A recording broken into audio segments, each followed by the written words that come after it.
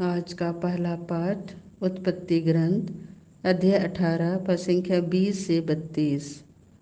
इसीलिए प्रभु ने कहा, सोदोम और गोमरा के विरुद्ध बहुत ऊंची आवाज उठ रही है और उनका पाप बहुत भारी हो गया है।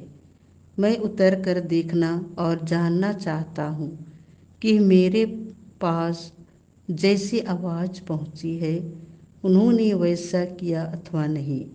वे दो पुरुष वहां से विदा होकर सोदोम की ओर चले गए।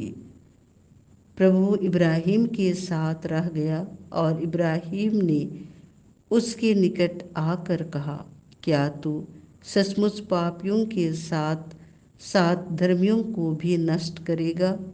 नगर में शायद 50 धर्मी हैं, क्या तू उन्हें सचमुच नष्ट करेगा? क्या तू उन 50 धर्मियों के कारण जो नगर में बसते हैं उसे नहीं बचाएगा? क्या तू पापी के साथ साथ धर्मी को मार सकता है? क्या तू धर्मी और पापी दोनों के साथ एक सा व्यवहार कर सकता है? तू यह कैसे कर सकता है? क्या समस्त पृथ्वी का न्यायकर्ता अन्याय कर सकता है? प्रभु ने उत्तर दिया, यदि मुझे नगर में 50 धर्मी भी मिले तो मैं उनके लिए पूरा नगर बचाए रखूंगा। इस पर इब्राहिम ने कहा, मैं तो मिट्टी और राख हूँ, फिर भी क्या मैं अपने प्रभु से यह कह सकता हूँ? हो सकता है कि 50 में 5 कम हो। क्या तू 5 की कमी के कारण नगर नष्ट करेगा? उसने उत्तर दिया, यदि मुझे नगर में 45 धर्मी भी मिले तो मैं उसे नष्ट नहीं करूँगा। इब्राहिम ने फिर उससे कहा, हो सकता है कि वहाँ केवल 40 मिले। प्रभु ने उत्तर दिया, 40 के लिए मैं उसे नष्ट नहीं करूँगा। तब इब्राहिम ने कहा, मेरा प्रभु क्रोध ना करे और मुझे बोलने दे। हो सकता है कि वहाँ केवल 30 मिले तो मैं उसे नष्ट नहीं करूँगा। इब्राहिम ने कहा, तू मेरी धृष्टता क्षमा कर। हो सकता है कि केवल 20 मिले। और उसने उत्तर दिया, 20 के लिए मैं उसे नष्ट नहीं करूँगा। इब्राहिम ने कहा, मेरा प्रभु बुरा ना माने तो मैं एक बार और निवेदन करूँगा। हो सकता है कि केवल 10 मिले। और उसने उत्तर दिया, 10 के लिए भी मैं उसे नष्ट नहीं करूँगा। यह प्रभु की वाणी है।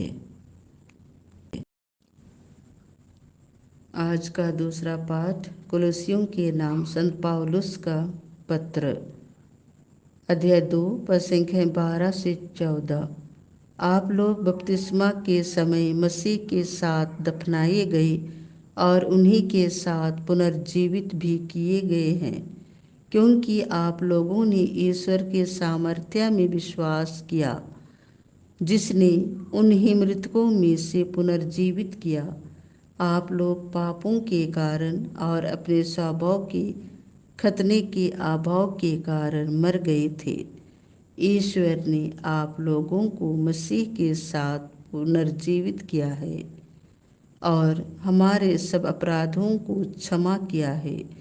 उसने नियमों का यह बंद पत्र जो हमारे विरुद्ध था रद्द कर दिया और उसे क्रूस पर ठोंक कर उठा दिया है।